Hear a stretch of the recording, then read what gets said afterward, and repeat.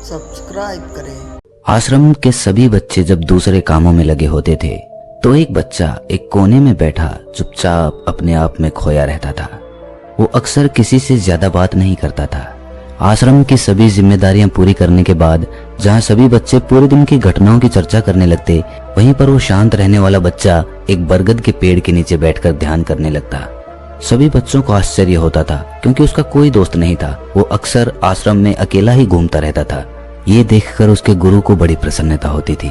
उसे लगता था कि कोई तो है आश्रम में जो मौन यानी कि चुप रहने की ताकत को समझता है, उसके महत्व को समझता है।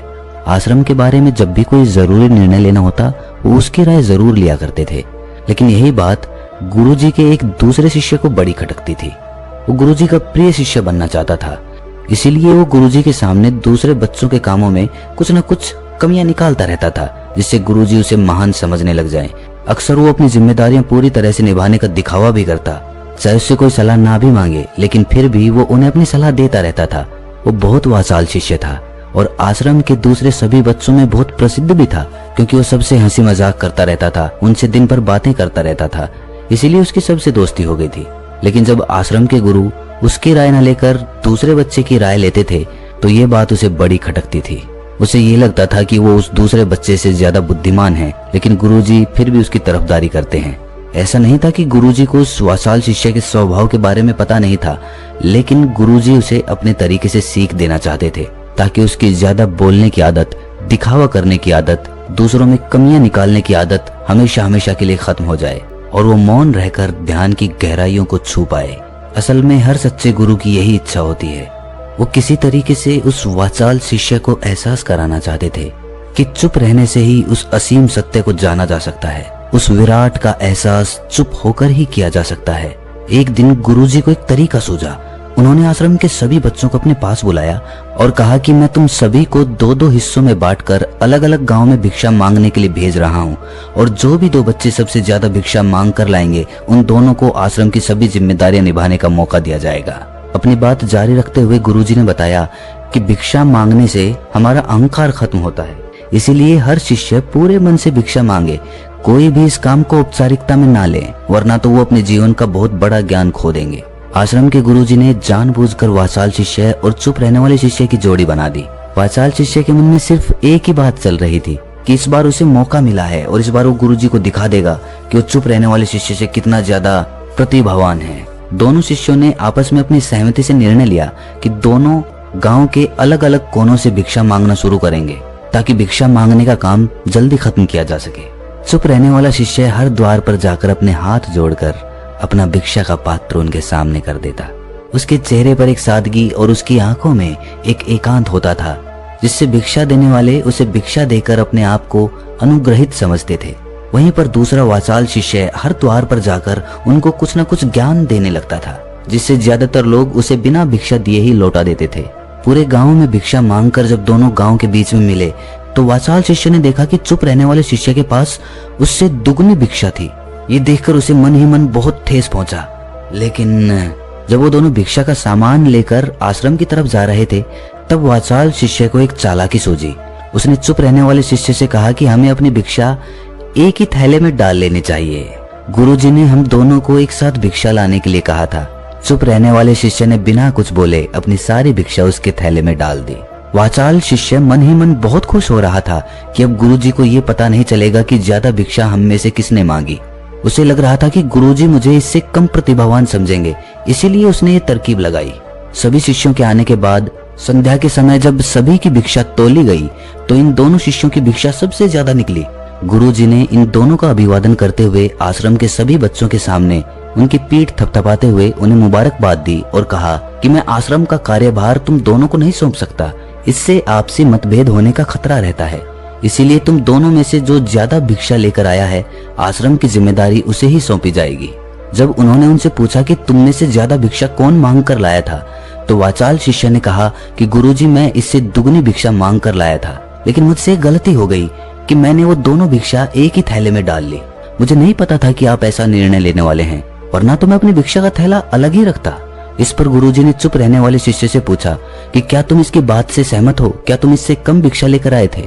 ये सुनकर चुप रहने वाले शिष्य ने कहा कि गुरुजी, मेरे पास ऐसा कोई साधन नहीं है जिससे मैं ये साबित कर पाऊं कि मैं इससे ज्यादा भिक्षा लेकर आया था। असल में ये उल्टा बोल रहा है। दुगनी भिक्षा मैं लेकर आया था, ये मुझसे आधी भिक्षा लेकर आया था और इसी ने ही मुझसे भिक्षा एक थैले में डालने की बात कही थी। आश्रम से कुछ दूरी पर एक पहाड़ी थी जिसके पीछे सूरज अभी अभी संध्या के समय ढल रहा था। गुरुजी को तो पता था कि सच कौन बोल रहा है, लेकिन बाकी बच्चों के सामने सच साबित करने के लिए उन्होंने उन दोनों से एक सवाल पूछा कि पीछे पहाड़ी पर तुम्हें क्या दिखाई दे रहा है। ये सुनकर वाचाल शिष्य झट से बोल पड़ा कि गुरुजी, पहाड़ी के पीछे सूरज अपना रंग बिखेर रहा है, आसमान में लालिमा छाई हुई है, ये बहुत ही सुंदर दृश्य है। वो तो और भी बहुत कुछ कहना चाहता था, लेकिन गुरुजी ने उसे चुप करते हुए दूसरे शिष्य से जवाब जानने के लिए जब उसकी तरफ देखा तो उसकी आंखों में आंसू भरे हुए थे। श्रद्धा, भक्ति और प्रेम से उसकी आंखें भर आई थी। गुरुजी को उससे पूछने की जरूरत ही नहीं पड़ी। गुरुजी ने सभी बच्चों को संबोधित करते हुए कहा कि मैंने सवाल किया था कि पहाड़ी के पीछे तुम्हें क्या दिखाई दे रहा है। ज्यादातर लोगों को यही दिखाई देगा कि ये एक बहुत सुंदर दृश्य है, लेकिन मजे की बात यह है कि सुंदरता बोलकर नहीं बताई जा सकती, उसे महसूस किया जा सकता है और सामने वाला उस सुंदरता को आपकी आंखों में देख पाता है। चुप रहने वाले शिष्य की तरफ इशारा करते हुए गुरुजी ने कहा कि असल में सुंदरता इसी बच्चे ने देखी है, दूसरे बच्चे ने सिर्फ सुंदरता की व्याख्या की है, लेकिन इसने वास्तविकता में उस सुंदरता को महसूस किया है। अपने आप को ऊंचा दिखाने की सभी कोशिशें नाकाम होती देख वाचाल शिष्य वहीं पर फूट फूट कर रोने लगा। उसको चुप कराते हुए गुरुजी ने कहा कि बेटा, मुझे पहले से पता था कि तुम झूठ बोल रहे हो, लेकिन मैं तुम्हें उस झूठ का एहसास कराना चाहता था। सभी बच्चों को संबोधित करते हुए गुरुजी ने बताया कि शब्द जाल की तरह होते हैं। हमारे ज्यादा बोलने की वजह से बहुत सारी समस्याएं पैदा होती हैं। जब कोई आदमी एक बात को बढ़ा चढ़ाकर बोल देता है तो उसे सिद्ध करने के लिए वो शब्दों के जाल में फंसता चला जाता है और इसी वजह से अंतर्मुखी होने की बजाय वो बहिर्मुखी होता चला जाता है। वहीं पर जिस भी व्यक्ति को अपनी अंतर यात्रा करनी होती है उसे सबसे पहले चुप रहना सीखना होता है। जरूरत से ज्यादा बोलना या फिर हर वक्त बोलते ही रहना, ये सब हमारी अंतर यात्रा में बाधा बन जाती है। जब आप चुप रहने का अभ्यास करते हैं तो आप अपने साथ वक्त बिताने लगते हैं, जिससे कि आप अपने एकांत को जान पाते हैं। और एक बार अगर मन में एकांत स्थापित हो जाए तो आपकी आंखों में, आपके चेहरे पर वो सादगी, वो एकांत, वो स्पष्टता की झलक, सब कुछ सामने नजर आने लगता है। कुछ साबित करने को नहीं रह जाता, कुछ बताने को नहीं रह जाता, सब कुछ आंखों में देखा जा सकता है। चुप रहने वाले शिष्य की तरफ इशारा करते हुए गुरुजी ने कहा कि अभी जो दृश्य इस बच्चे ने देखा वो ज्यादा बोलने वाला आदमी कभी नहीं देख पाएगा। वो अपनी बुद्धि से तर्क वितर्क करता रहेगा कि उसे क्या क्या दिखाई दे रहा है, लेकिन उसमें से वो महसूस कुछ भी नहीं कर पाएगा। उसे दिखाई दे जाएंगे पहाड़, सूरज या फिर उसकी लालिमा, लेकिन उस सुंदरता को, उस विराट को, उस अद्वैत को वो कभी नहीं देख पाएगा। अगर चुप रहने की कला सीखनी है तो तुम्हें सबसे पहले एक बात ध्यान रखनी होगी कि तुम्हें किसी को भी प्रभावित करने की कोशिश नहीं करनी है। ज्यादातर लोग इसी वजह से ज्यादा बोलते हैं क्योंकि वो दूसरों को प्रभावित करना चाहते हैं, अपने आप को साबित करना चाहते हैं, और उस साबित करने के चक्कर में वो शब्दों के जाल में फंसते चले जाते हैं और धीरे धीरे वही उनकी आदत बन जाती है। अगर कोई व्यक्ति दूसरों को प्रभावित करना चाहता है तो वो कितने लोगों को प्रभावित कर पाएगा। उसकी ये भूख बढ़ती जाएगी और वो इस संसार में सभी को कभी भी प्रभावित नहीं कर पाएगा। इसीलिए ये समझने की बात होती है कि बहिर्मुखी होने की बजाय हम अंतर्मुखी होकर अपने आप को समझ सकते हैं। अपनी बातों को खत्म करते हुए गुरुजी ने अपना आखिरी संदेश दिया। उन्होंने बताया कि अगर कोई व्यक्ति ज्यादा समय तक चुप नहीं रह सकता तो उसे थोड़े समय से अभ्यास करना चाहिए।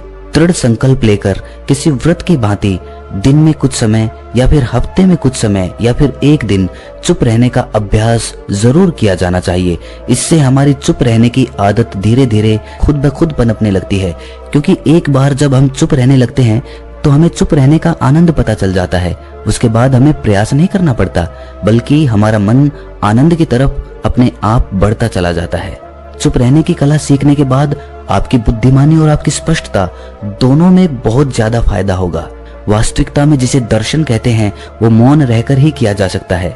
इसके बाद सभी बच्चों से कुछ समय चुप रहने का संकल्प लेकर गुरुजी ने अपनी बात खत्म कर दी और सभी बच्चे रात्रि का भोजन करने के लिए एक साथ भोजन कक्ष में पहुंच गए। आपको ये कहानी कैसी लगी आपको कहानी अच्छी लगी है तो कमेंट सेक्शन में हमें बताएं। चैनल को सब्सक्राइब कर दें।